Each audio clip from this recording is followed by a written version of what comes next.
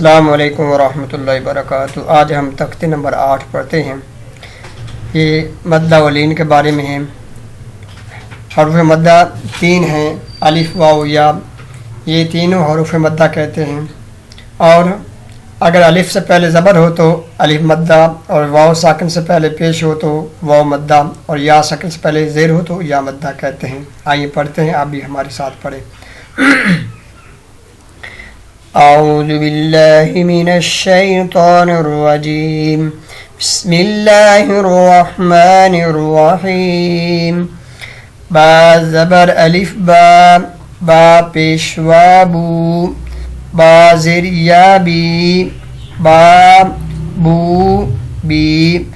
تا زبر الف تا، تا پیشوا تو، تا زیر یا تی، تا تو تی۔ سا الف زبر سا، سا پیشوا سو، سا زیر یا سی، سا سو سی۔ ہا زبر الف ہا، ہا پیشوا ہو، ہا زیر یا ہی، ہا ہو ہی۔ خا زبر الف خا، خا پیشوا خو، خا زیر یا خی، خا خو خی۔ را زبر الف را، را پیشوا رو، را زیر یا ری، را رو ری۔ آگے پڑھتے ہیں۔ الف زا، زا پیشوا زو، زا زیر یا زی، زا زو زی۔ تا زبر الف تا، تا پیشوا تو، تا زیر یا تی، تا تو تی۔ ظا زبر الف ظا، ظا پیشوا زو، ظا زیر یا زی، ظا زو زی۔ فا زبر الف فا، فا پیشوا فو، فا زیر یا فی، فا فو فی۔ ہا زبر الف ہا، ہا پیشوا ہو، ہا زیر یا ہی، ہا ہو ہی۔ یا زبر الف یا، یا پیشوا یو، یا زیر یا ی، یا یو ی۔ حمزہ زبر الف آ، حمزہ پیشوا او، حمزہ زیر یا ای، آ او ای۔ جیم زبر الف جا، جیم پیشوا جو، جیم زیر یا جی، جا جو جی۔ دال زبر الف دا، دال پیشوا دو، دال زیر یا دی، دا دو دی۔ زال زبر الف زا، زا پیشوا زو، زال زیر یا زی، زا زو زی۔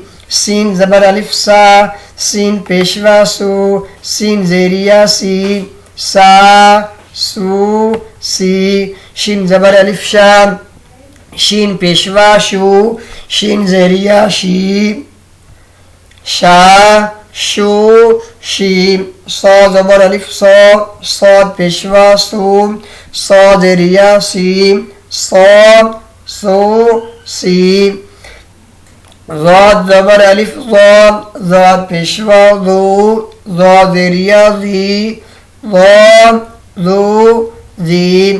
عین زبر الف عا، عین پیشوا عو، عین زیر یا عی، عا عو عی۔ غین زبر الف غا، غین پیشوا غو، غین زیر یا غی، غا غو غی۔ قاف زبر الف قا، قاف پیشوا کو، قاف زیر یا کی، قا کو کی۔